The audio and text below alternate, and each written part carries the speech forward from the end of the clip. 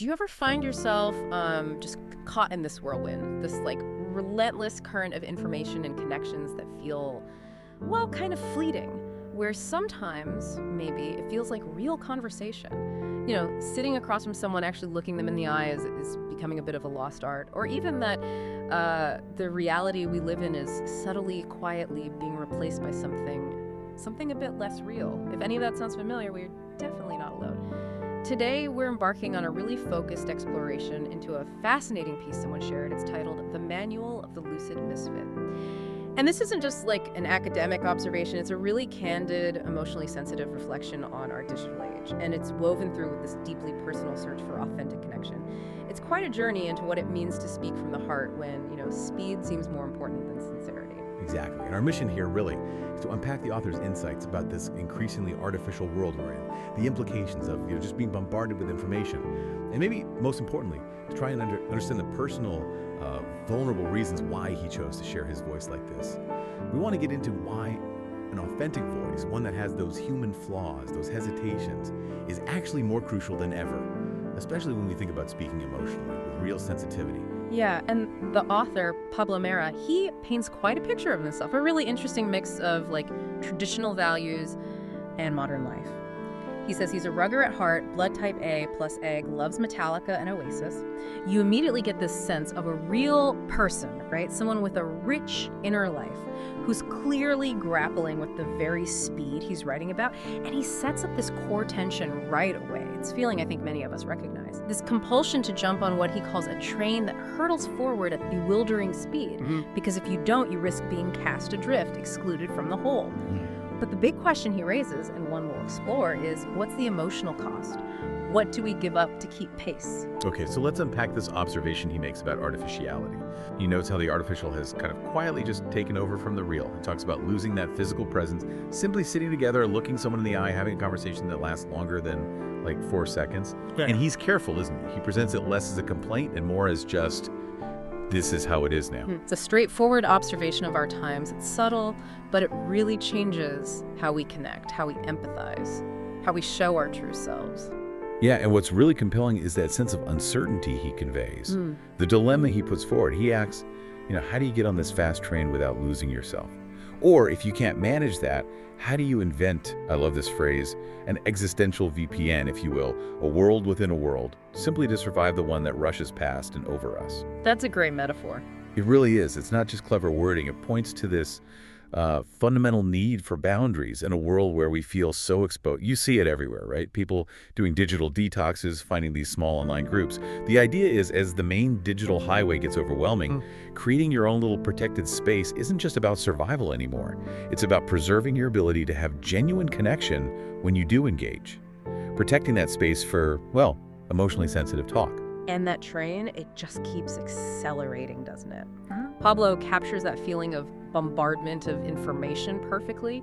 He points out how things like meta-analyses, where they combine tons of studies, bring amazing advances, which is great. Sure, invaluable. But the sheer volume also leads to what he calls unrelenting mental exhaustion. It pushes us towards these 4-second fragments of content for even 5 seconds now seem intolerable. Just think about your own feeds, these tiny bursts, headlines instead of articles, short clips instead of documentaries, and the consequences are real. Messages go unread if they look too long. Voice notes over a minute get played at double speed. It's just how we cope now.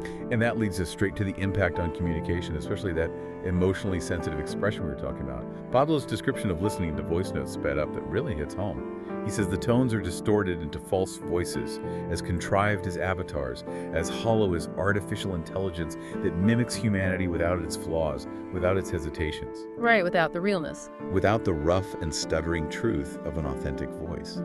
That's powerful stuff. When you speed up a voice, you're not just making the words faster.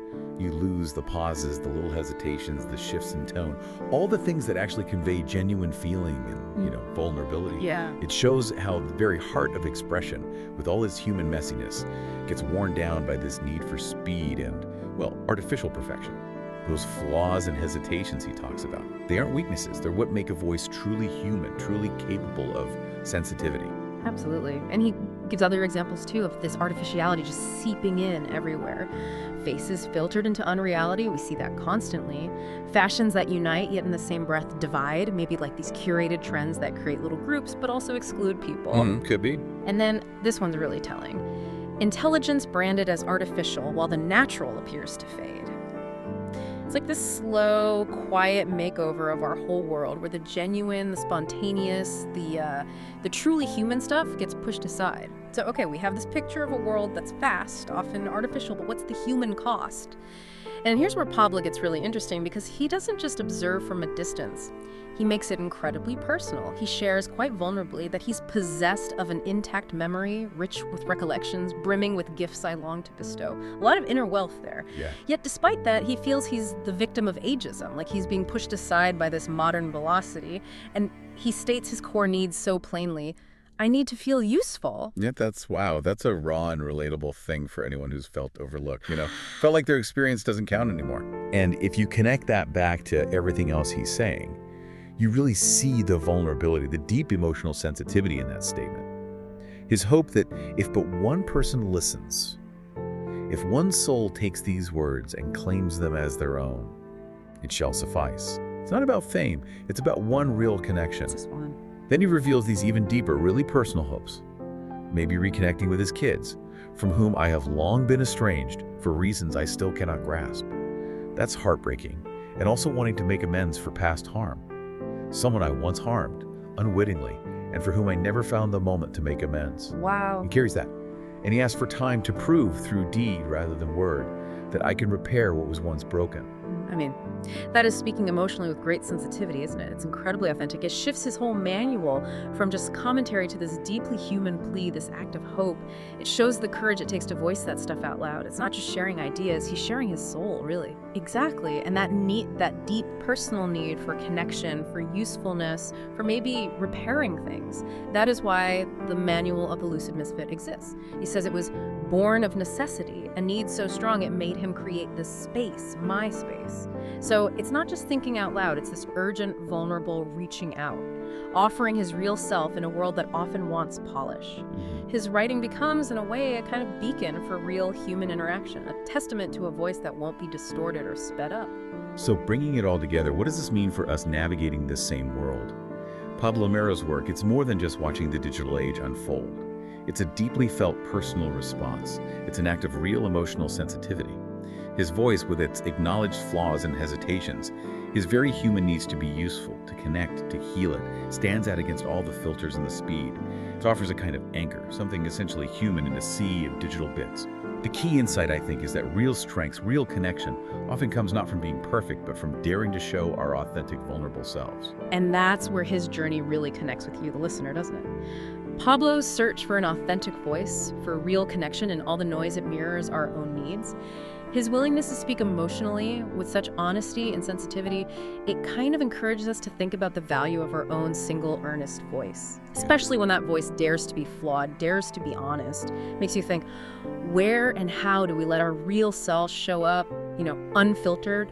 In a world where connections can feel so fleeting, so artificial, maybe the search for meaningful talk, for genuine emotional expression, is more critical than ever before. So Pablo Mero's journey leaves us with a question, maybe. How do you cultivate your own existential VPN, not just to cope, but to protect your authentic self? How do you connect in ways that truly matter, letting your own unique voice with all its beautiful imperfections actually be heard? And Pablo himself extends that invitation for connection. He wants feedback, reinforcing this purpose by saying, quite simply, thank you for the gift of your time. He also wants you to know who he is, he says. I am Pablo Mera, or Pablo EMG to the English-speaking world, though a few old friends still call me Trumpo. I adore Metallica and Oasis. I am a rugger at heart, blood type A plus A, and my podcast can be found across every platform. Quite the introduction. And he gives specifics for follow-up. I have published over 12,950 posts upon my blog, pablomera.blogspot.com. You may write to me at trump@hotmail.com. Thank you so much for joining us for this thorough examination of Pablo Mera's really powerful message. Until next time, keep exploring, keep asking questions, and maybe most importantly, keep connecting authentically.